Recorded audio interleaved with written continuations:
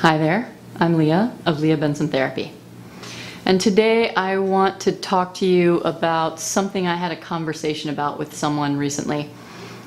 He talked about his experience of going to see a therapist and always having this idea that the therapist was perfect and that, they had all the answers and that their life was, peachy, just perfect.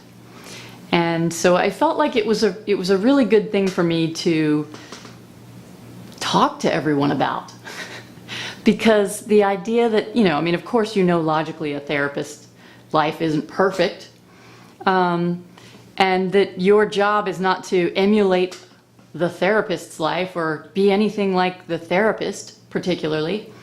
The things that a therapist can give you or teach you or help you learn or gain are about being kind to yourself, are about gaining tools and skills and perspective to become more able to self-regulate, to pull yourself up out of the funks of life, or bring yourself down when you get too overexcited, or control yourself when you are angry, or express yourself when you have something to say and you have a say and you've been unable to say it.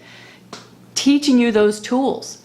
And that's not to say that I or any other therapist are perfect at doing that, but that without someone guiding you along to improve those skills that you don't have, how can you ever improve them? That's like trying to get better at push-ups without doing push-ups.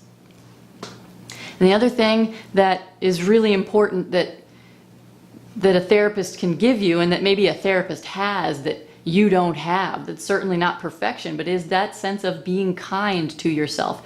Really, that's not giving yourself permission to do whatever you want, but it's being able to understand the motivations for whatever behavior you have shown the world, and making a difference between a value judgment on a behavior and a value judgment on a feeling. Because there is no judgment of feelings.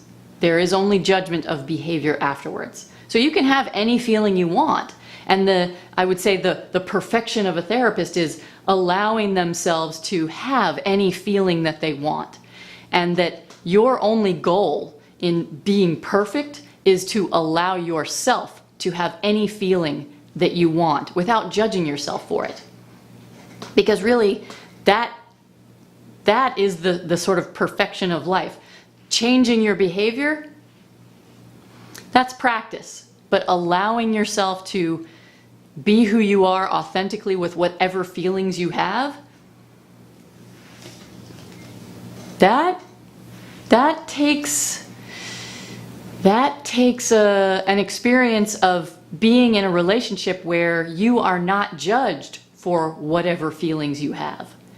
Because our sense of our experience, our judgment of ourselves about feelings that we have, about needs, about longings that we have, comes from people who were authorities in our lives.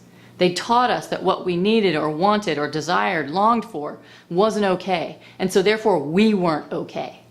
There's a difference between not being okay fundamentally and not being a behavior not being okay to meet one of those underlying needs or desires or longings. So it's not you fundamentally that is imperfect. It may be behavior, but those two are unified in your mind, and the perfection is separating them and acknowledging allowing the authenticity of whatever is inside of you. That is perfection. And you can have that too. Any other questions?